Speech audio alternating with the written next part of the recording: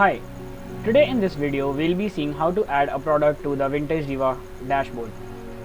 As soon as you just log into your dashboard, you should be able to see a complete store overview that includes your store overview in terms of your sales, number of orders, the orders that you have been ongoing, reviews and products, and any kind of announcements that have been popping up from our site. All you need to do is just hang on tight to the products tab from the side panel.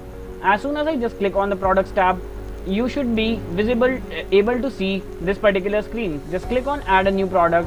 A new pop-up will just come up in front of you. So the main image that you need to showcase to your product is called as the featured image, which you need to select into this bigger square. Any kind of gallery images or side images that you want the customer to see, you can add them here. Meanwhile, it's completely optional. While uploading images, please make sure that your images are around the size of 400 to 500 KB and they are in a square shape. Coming up, I'll just select a product image for now for my addition of my product. Upload a product cover image. You'll be coming up to this upload file section from where you'll be able to upload files from your local system. Meanwhile, since I have already uploaded a file from before, I'll just select that for now, set as a featured image, and I'll be getting an option to add the name. You can just add the product name, and then coming here you have to add the product price and the discounted price. We'll look into that into a further detail.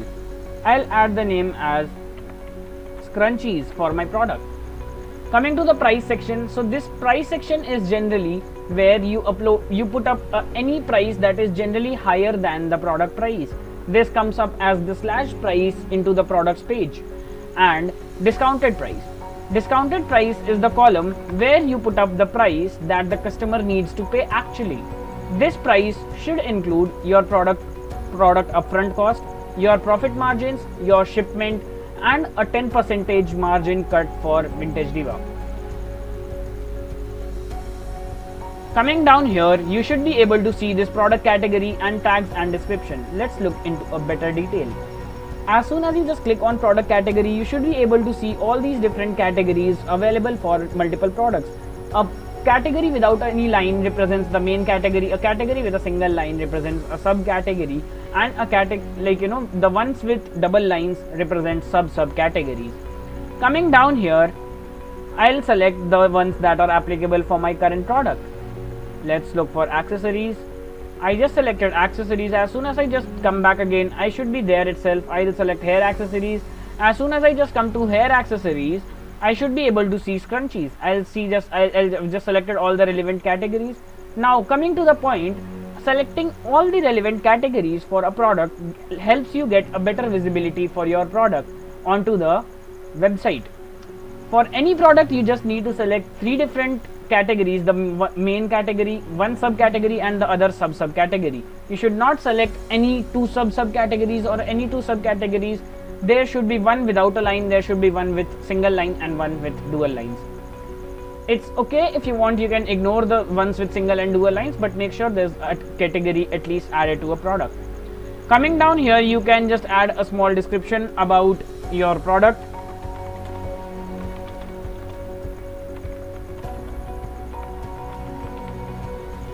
And just click on create a product. As soon as I just click on create a product, you should be on a page similar to this, over which you should be able to see the product link, which remains unique for every product that you upload or anyone uploads onto the portal. Coming on the sides, here you should be able to see a discounted price, and on the top you should be able to see that you earn column. You earn is the place where you'll be able to figure out what is the real amount that you get paid in cash after a successful sale of this particular product. Coming down here, you can also do stock management with the platform, which is you have to just select enable product stock management, and then you should be able to add a stock quantity. Let us say for now I'll select it to be 10. What generally happens is, as soon as I just put it to be 10, the website will stop receiving any kind of orders post there are 10 sales for this particular product.